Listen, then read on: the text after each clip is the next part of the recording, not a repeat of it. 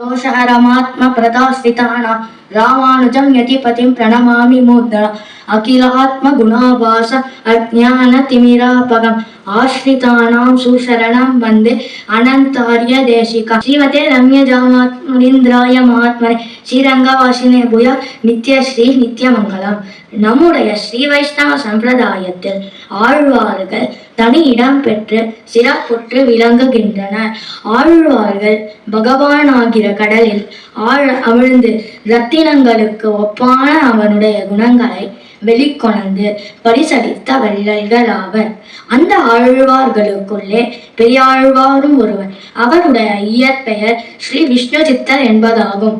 இறைவனிடத்தில் பொங்கும் பரிவாலே பெரியாழ்வார் என்று அழைக்கப்படலானார். அவருக்கு அன்பு மகளாக ஒரு திருவாடி பூர நன்னாளில் பூமி பிராட்டியின் அவதாரமாக ஆண்டாள் நாச்சியார் அவதரித்தார். பகவானுடைய திருநாமங்களை நாம் பாடினால் அவனை சுலபமாக அடையலாம் என்கிற பேருண்மையை அறிவிக்கவே ஆண்டாள் நாச்சியார் அவதாரம் நிகழ்ந்தது. கண்ணனுடைய கதைகளை பெரியாழ்வாரிடம் தொடர்ந்து கேட்டு வந்த ஆண்டாள் ஒரு கட்டத்தில் கண்ணனையே மனமுடிக்க எண்ணினார். ஸ்ரீவில்லிபுத்தூர் திவ்ய தேசத்தில் அங்கு கோயில் கொண்டு உரையும் ஸ்ரீ வடபெருங்கோவிலானை கண்டு அவனில் கண்ணனை கண்டு தன்னுடைய காதலை சொன்னால் நம் கோதையாம் ஆண்டாள். அச்சை நிலையில் பகவான் ஏதும் பேசுவதில்லையாதலால் அவன் வாய் திறவாது நின்றான். அதை கண்டு வருத்தமுற்றவளாய் ஓவென்று கதறி எழுதபடியே கோவில் வாசலுக்கு ஓடி வந்தாள் ஆண்டாள். வாசலில் இருந்த பண்டிதர்கள் என்ன நடந்தது, எதற்காக அழுகிறாய் என்று வினவவும் நடந்தவற்றை விவரித்தாள் ஆண்டாள். அவர்கள் ஆண்டாளிடம் கனிவாக பேசினர். கண்ணன் கோகுலத்தில் கோபிகைகளிடம் விளையாடும் காலத்தில் அவ்வப்போது தன்னை அவர்களிடம் இருந்து நுழைத்து போய் விடுவான். அப்போது கோபிகைகள் நிலைமை ரொம்பவும் பரிதாபத்துக்குரியதாக ஆகிவிடும். கண்ணும் கண்ணீருமாக கதியற்றவளாக அவளைகளாக அவர்களும் படும் வேதனை சொல்லி மாளாது. அப்போது கண்ணன் எப்போது வருவான் எப்போது போவான் என்று தெரியாமையால் வேதனைக்குள்ளாகி இருக்கிற கோபிகைகள் செய்வதறியாமல் திகைத்த போது அவர்களுக்கு ஒரு நல்ல யோசனை தோன்றியது. அதாவது தங்களுக்குள்ளே ஒரு கண்ணன் வேடமிட்டு அவளுடன் விளையாடி கண்ணனை விட்டு பிரிந்த துன்பம் தீர பெறுவோம் என்று தீர்மானித்தனர். ஆம், அவர்கள் கண்ணனையே அனுகரித்தனர். ஆங்கிலத்தில் இமிடேட் என்கிற சொல்லுகிறோமே, அதேதான். இப்படி செய்து ஒருவாறு கண்ணன் கண்முன்னே வராத துயர் தீர பெற்றனர் இடைப்பெண்கள். இந்த யோசனை பண்டிதர்களால் ஆண்டாளுக்கு சொல்லப்பட்டது. இதுவரை கவலை தோய்ந்திருந்த ஆண்டாள் முகத்தில் ஒரு ஒளிக்கீற்று உண்டாகியது. அவள் ஒரு முடிவெடுத்தவளாய் ஒரு கவலை தீர பெற்றவளாய் ஜொலித்தாள். தானும் அனுகாரம் பண்ணுவது என்று தீர்மானித்தாள்.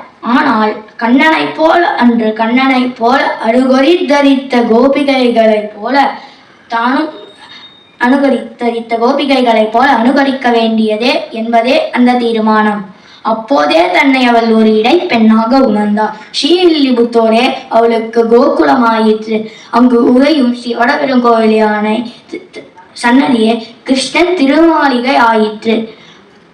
அங்கு இருக்கும் சகடைய தோழிமாரர்களை சக கோபிகைகளாக எண்ணினாள்.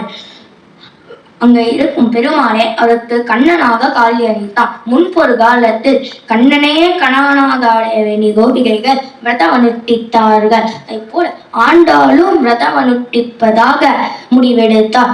அப்படி பிறந்ததுதான் இந்த பாவை நோன்பு. ஆண்டாள் தனித்து பகவானை விரும்பியவள் அல்லல். பாகவதர்களையும் அழைத்து கொண்டு தான் அவனை அடைய வேண்டும் என்பதில் உறுதியாக இருந்தார். எனவே அவர்களையும் எழுப்பிக் கொண்டு பகவானிடத்தில் செல்லுவதாக திருப்பாவை அனுகரித்தாள். வேதாந்த கருத்துக்களை சுலபமாக்கி தந்தாள் ஆண்டாள்.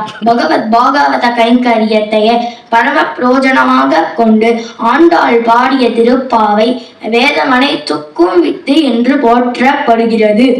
அந்த திருப்பாவையை கற்றால் மட்டுமே நமக்கு பகவான் வசப்படுவான். கடந்த 1 மாத காலமாக திருப்பாவையின் அர்த்த விசேஷங்களை சொல்லி வரும் அடியனுடைய தகப்பனா அடியனுக்கும் இந்த விஷயங்களை சொல்லிக் கொடுத்து இந்த உயர்ந்த சபையில் உபன்யசிக்க நியமித்தார். அடியனுடைய தாத்தாக்கள் பாட்டிகள் ஆசீர்வாதத்தாலோ தகப்பனா திருவருளாலோ உங்கள் அனைவரின் ஆசைகளை பெற வேண்டி இந்த உயர்ந்த சபையில் விண்ணப்பித்தேன் அறியேன்.